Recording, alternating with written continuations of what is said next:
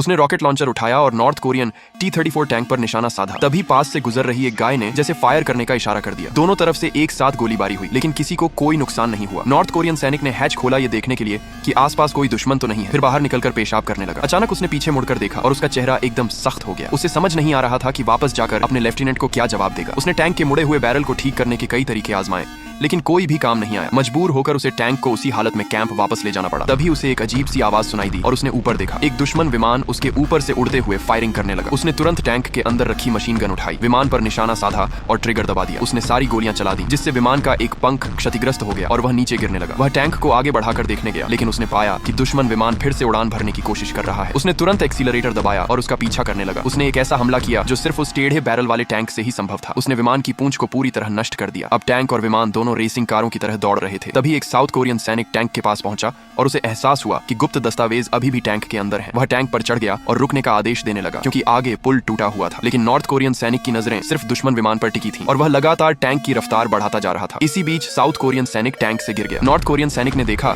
कि विमान टूटे हुए पुल से नीचे गिर गया। उसने तुरंत ब्रेक लगाया, लेकिन तब तक बहुत देर हो चुकी थी। उसने अपनी आंखें कसकर बंद कर ली, लेकिन टैंक पुल के किनारे पर जाकर रुक गया। उसने आंखें खोली और राहत की सांस ली। तभी साउथ कोरियन सैनिक वहां पहुंचा और स्थिति देखने लगा। दरअसल टैंक के पीछे बंधी रस्सी ने उसकी जान बचा ली थी। नॉर्थ कोरियन सैनिक टैंक से बाहर निकला और साउथ कोरियन सैनिक से विनती करने लगा कि वह टैंक को ऊपर खींचने में मदद करे, लेकिन उसने मदद करने से इनकार कर दिया और वहां से जाने लगा, यहां तक कि गुप्त दस्तावेज भी छोड़ दिए। नॉर्थ कोरियन सैनिक अकेला तपती धूप में खड़ा रहा और अपनी पूरी ताकत लगाकर अपने यूनिट के इकलौते टैंक को बचाने की कोशिश करता रहा। तभी उसने पीछे मुड़कर देखा तो वही साउथ कोरियन सैनिक गांव वालों को साथ लेकर वापस आया था। सबकी मदद से आखिरकार